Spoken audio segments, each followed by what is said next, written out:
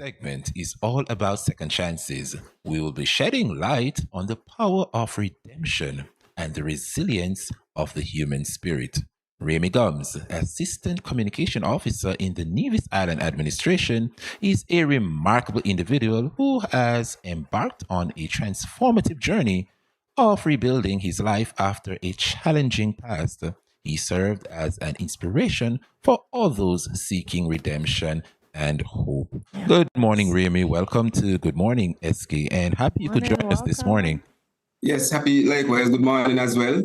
And I sincerely appreciate you all reaching out to me and allowing me to share my story on your platform. Good morning once again.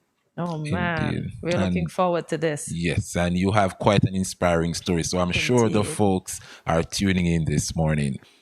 So let's jump right into the conversation, Ramie. Can you share with us your life experience while growing up? You were first placed in the children's home at age 4, and then you went on to live with a family member at age 13. Can you just share with us your early upbringing? Sure. Well, the children's home is a place that, is like a foster care, a foster home. Yes. And they basically host children there from age 5 to 18, but they're a bit flexible with it. If 18 come and you really can't go nowhere, they'll allow you to stay till about 19, 20, Okay. And if you are at age 4, that's a 5, and the situation is that abysmal, they will accept you as well. Yes. At my time, it was a place that housed, I think, about 40-something individuals. Okay. They had a bit more females than males, so it was like maybe 20-something males and 20. It could be high teens males, but there was more females. Yeah, so it was living about 40 individuals, and some family members come down there. I have seen a family of 4, 2 brothers and 2 sisters. I have seen a brother and a sister. That happens as well. But my case was such that I went there alone. So I was literally living amongst 40 plus strangers when I first got there. Right? Yeah. Now, it was a government institution because it has been somewhat privatized now. Yeah. It's a government institution. So, the government will look after you. Yeah. At least 3 square meals and a snack before you go sleep. That is guaranteed. You have no issue with eating. As kids, you love toys. That wasn't an issue. Every Christmas season, the Rotary Club, the Lions Club, a lot of, white folks who look out for these things. We was filled with gifts, presents. Mm-hmm. They will actually send around a list and tell you, write what you want. If you want a bicycle, a game, a Playboy, Nintendo, them time, man, anything. So that wasn't an issue at all. Mm-hmm. But what it lacked big time was, discipline. Because the lady who looked after us was a very old lady by the name of Doris Lloyd, but we used to call her Nurse. That was a nickname for all the children. And, she can't go with us. Sometimes she get a little help from people who used to live down there. They come down to help discipline, but the disciplinary aspect of it was very, I'm telling you. So, of course, an institution that housing males and females, age 5 to 18 and beyond, you introduce to fornication very early. Oh, Lord. Lord Jesus. When you fight in a home, right? Mm-hmm. With your family, you're talking about a home with your mother and your parents, brothers and so. Mm. Yeah, you must have fights, but it's not like down there because now, when you fight down there, you actually have on both sides of the fighting cheers, Oh wow! Yeah, there's nobody really to pat. Of course, if he's another sibling, you might get a gang thing, you know what I mean? A brother ain't gonna watch, but for the better part of it, you have more cheerers than individuals who can pat. Because the fellas them who live down the home, when I 7, there's a guy who 13, 14, 15, I look up to him. Yeah. But he's still young. Right. You know what I mean? It's not the same as when you live in a house with a father figure or a mother figure.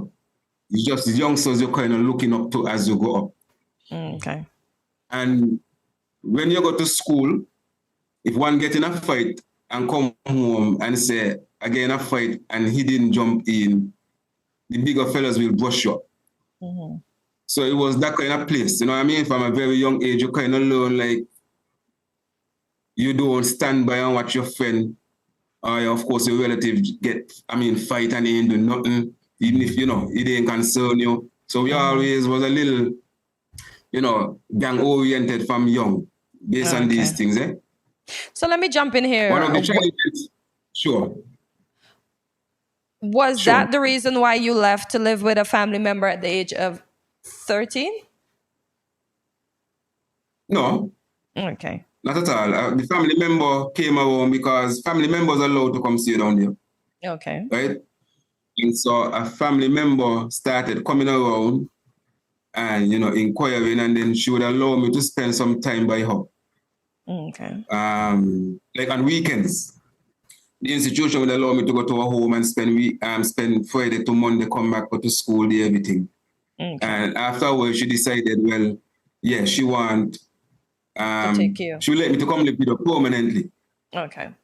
So they did it formally because, I was a government child, so I had to go to social services and papers had to be signed and all these things. Okay. And then I was basically handed over to her. Okay. All right. Well, I mean, as I've mentioned earlier, Ramie, your story is just inspiring, and I know some of the questions might a bit harsh, but just looking on how you turned out, how successful you are today, I'm sure persons watching the show can take a page from your book, and that's why we are so thrilled to have you on the show this morning, so that persons who are going down the same route that you went, they can actually look and see how you are today and prevent those situations. So we're just gonna touch, a touchy area, because you ended up in prison at certain point in your life, and so just give us a brief synopsis as to what were some of the circumstances that led to your time in prison. Oh well. So by the time I move out to live with my aunt, right? Yes. She was sort of Christian minded, but my mind done open up to a lot of, negative ways from the children home. Mm-hmm. So when I went to live with her, living with her was a challenge, right? And I still used to get involved in gang fights in school and these things. Okay. And it wasn't long before I moved out from Boyho to go live with friends. Oh. Okay. Right?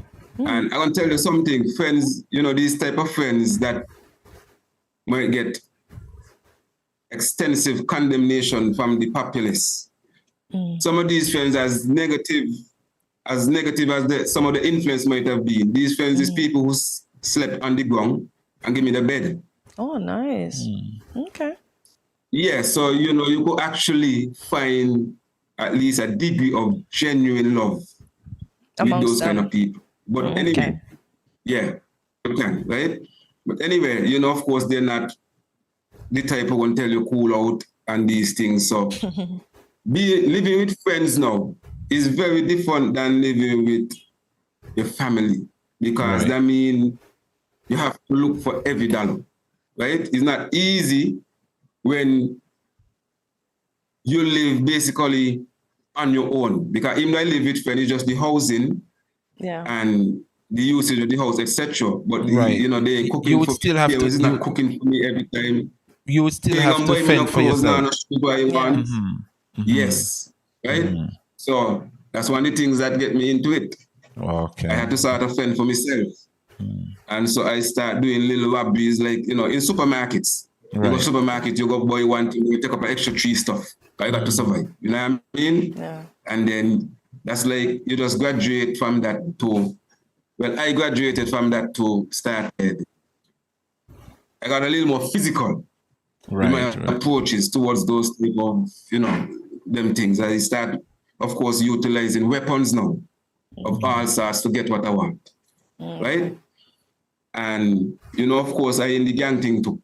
So besides doing robberies, I also very much gang related. Okay. You know what I mean? So all these things is what led to me being in prison. And the night when I got caught up, because I was caught up blue-handed, as we will say, right? The night when I got caught up, I was on bail for an armed robbery. And at the time when I got caught up, I was wanted for an attempted murder. So on bail for armed robbery and I wanted for an attempted murder. And I still doing crime. I get caught up the night. Wow. So when I get caught up now, you know, it was extreme brutality from the police force. Oh, wow. Because they walk out, you wanted, they was looking for me and they catch me actually coming off a crime scene. Well, I wanted, you know, so they didn't casual with me. They give me a severe, it was direct police brutality, but who cares? You know what I mean? Especially at the time. A lot of people was around and they was just like, well-deserved, chain it on. I just had to endure that.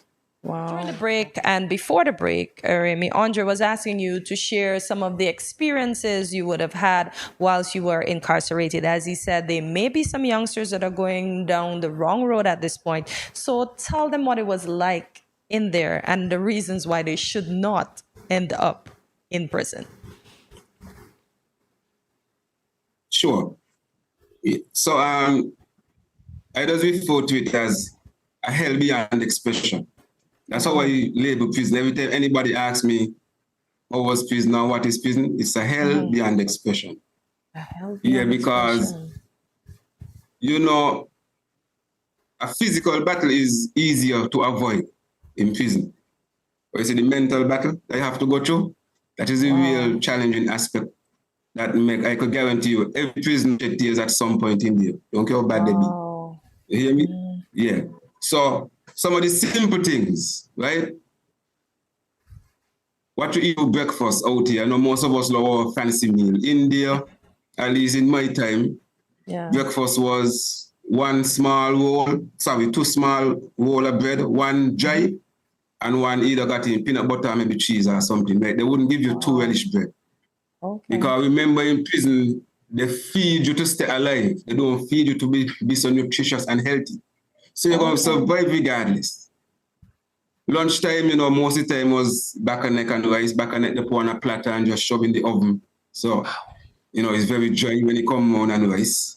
And then in the afternoon, around 3 o'clock, they will serve you one of the same round bread, dry or peanut butter, nothing else, and some hot Kool-Aid. Not literally hot, but you know, no ice, because you ain't allowed such privilege in there to be drinking cold stuff. So it's one of those. And that's 3 o'clock in the afternoon, that's the last time they feed you.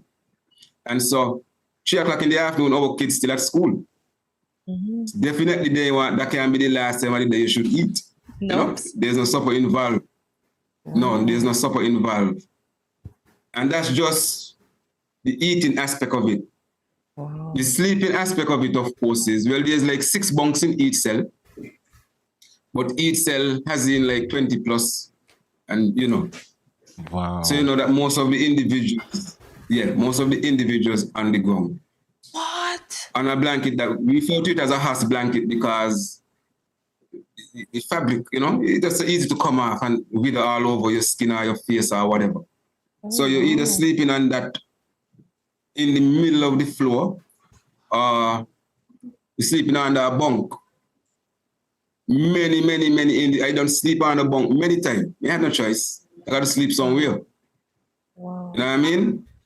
And that's the sleeping aspect of it. So of course, if you enjoy, you know, it's little comfortable bed out here with a nice soft pillow, or pillows, as some of us love to sleep with, multiple pillows. Yeah. India definitely any place where you can get that kind of comfort. Wow. No time. One of the most denigrating and dehumanizing aspects of prison, to me, and most prisoners will tell you, is when they come with their searches, because they have to search you butt naked in front of sometimes females there as well. Okay. Oh yeah, if you have a general search, you go out in front of everybody straight butt naked and you have to squat. Wow. Now, as a man, you didn't even feel comfortable being naked in front of a female who you ain't involved with. much less to be. And that happens every time you go to the prison as well. When you left the prison to go to courts, when you left the prison to go to work, as you see many prisoners do, one of the mandatory rules is when you come back in, You have to you be go in a searched. room and you have to give the officers, every piece of your garment, and while you're butt naked, you do that squat. Wow. You know, it's very, very, very uncomfortable. You just hate to go through that. Wow. And it searches them in your cell. By the time they left your cell, it's like a hurricane passion. Remember, that's we home. Yeah. For you all is prison, or whatever you want to label it as jail. For us, that's we home. We try our best to make ourselves as comfortable as possible. Yeah. Wow. And then sometimes, you know, you got your neat little area with your bag hang up with all your belongings. The officers then come in with a search. They ain't care about your stuff. Man, you come in, your stuff over on the next side of the cell, of course. They're going to bust down your pillows and shred it because they're looking for like phone chips and them little things there, you know. So your pillow, if you ain't bust down, well, it's definitely full of stamp. Your bed, you know, it'll be real uncomfortable. Your toothpaste and toothbrush and the gum. Yeah, them is the things that you go through on a regular basis because, of course, you know, they're doing the job. They're telling you that they don't want anything they hear. Anytime they get a hunch, that any contraband in a particular cell, they're coming. Wow. You know, it's prison. You're supposed to be comfortable in it. Wow. So that's just some of the things. And let me just touch on lockdown, piece of lockdown before you go any further. Lockdown now. There's two areas in the cell in the jail that is locked down. That's the condemned block area where they put the sentenced prisoners to hang. And there's upstairs. So there's to the back where you condemn prisoners, and there's upstairs. The condemned lights are on 24/7. It's way to the back of the cell. Wow. So if you take a nap and you get up, you have no idea what time of the day it is because just one light in your face all day and you can't see the sun to get an idea if it's dark, or you have to ask somebody outside what's going on. Of course, naturally, it was very challenging. You know, even the supermarkets wasn't hiring me. Wow. I went to a particular hotel, you know, and when I did my interview with, not the top dog, but, you know, because he could hire people or whatever. Yes. He was so impressed because I don't understand this is a wall. All you have to do is Google my name and you say I'm in prison. So it makes no sense hide it in these days. So, you know, after explaining to him, he was so impressed. He was like, man, I want you working for us. I guarantee you. Aww. You know, I mean, hope was up here. I guarantee you're going to get that job. You just have to talk to whomsoever is at the top. Yes. Yeah, and then the call came shortly after, a day or so after, you know. And from the time he called, his voice wasn't half as optimistic as it was when we were speaking the day before. And he was like, you know, the boss said that don't want people with those kind of record around his yes, etc. So, yeah, it was very challenging. Wow. Yeah. Wow. And I must also add one of the challenges. I must also add, Ramie, because there's several positive things that you would have attained while you were in prison. And I'm seeing where while you were there, you get the opportunity to do some CXC subjects. And listen, looking at some of these passes, you did mathematics and you got a range 2. I did math 4 times and I failed 4 times. You got a range 1 in English, a range 1 in principles of account, a range 1 in principles of business, and also a 1 in economics. Economics, Listen, congrats, Ramie. And I mean, I'm sure you would have rise above on beat the odds, so to speak. So kudos to you, man. And I'm happy that I'm happy that you, I mean, even with the setbacks, you continue to hold up your head and just look at you now. I mean, I'm sure the folks that are watching, they're feeling so proud. And even if they're thinking to go down the route that you went, they're having second guess right now. Yes, yeah, indeed. Let's talk about becoming a motivational speaker. And I also heard you say you have podcasts. So how can persons get to those podcasts, and what drove you to be? I don't have any podcasts. I don't know. We are, you know, it might have been misconstrued Okay. that I have a podcast. But Okay. individuals have been telling me to, man, you should start something, you know? Okay. Okay. I've been getting I've been getting advice from here and there to do that and encouragement all over, to be honest. Okay. Not Good just stuff. only in stkitts and Nevis, but even regional. You know, people have been reaching good. out to me. And I'm very humble, to be honest, right? That, you know, Nice. individuals are inspired by my story because everyone has a story to tell. So I'm humble that For a lot sure. of people gravitate to me. Yeah. Indeed. And But currently, as it relates, yeah. yeah, currently, Ramie, you are the Assistant Communication Officer in the Nevis Island Administration. So you defied all the odds and you're now serving Yeah. back in the Federation. How is that going for you? And can you share with us some of the events that you would have spoken to as a motivational speaker? And what are some of the feedback from others? Yeah, well, I've spoken. I'll get to the work class in terms of motivational speaker. I've spoken to, of course, various schools. Have reached out to me and asked me to speak to the school population. I've spoken in churches. Oh, nice. Give messages like on, you know, what you call it, World's Men's Day, those type of stuff, leadership Okay, good messages. stuff. I've done that. I've traveled, right, to Santo Domingo, an international platform in front of USAID agents and diplomats, and, you know, sharing my story. That was on Facebook as well. Got a lot of positive feedback from that. So Nice. that had me, and I must say, USAID and CARICOM, they treated me royal while I was on that nice. trip. I went to Nice. Trinidad first and then Santo Domingo.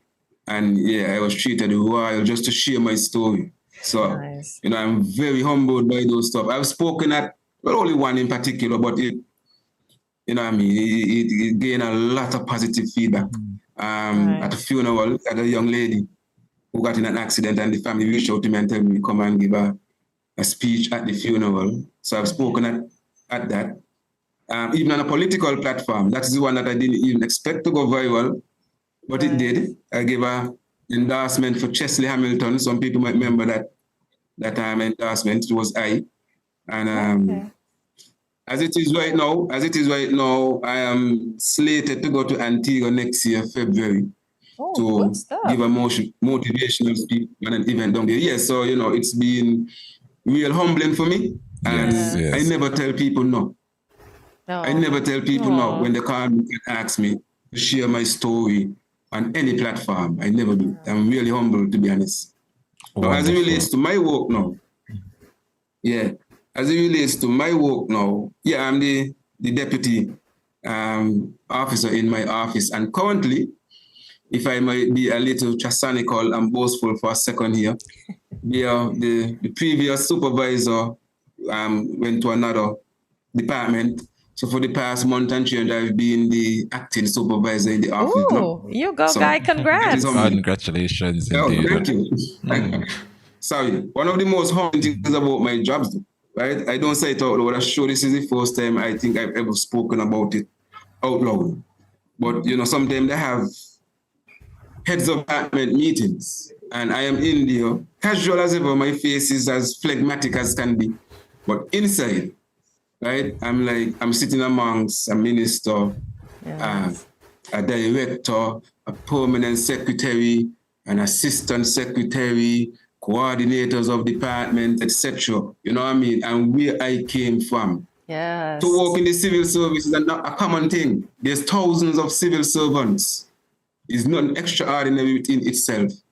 But for me, when I reflect on where I came from, and what I used to be involved in, and what I went through serving at 10 years in prison, to be in this position, it is very humbling for me. Even when I'm amongst them, they wouldn't know what be going through my mind. When I have to sign vacation leave and paid leave for payment, I wouldn't say it out loud, first time ever, but within, you know, I'm truly humbled. Wow. I'm grateful to be in the position that I'm in today.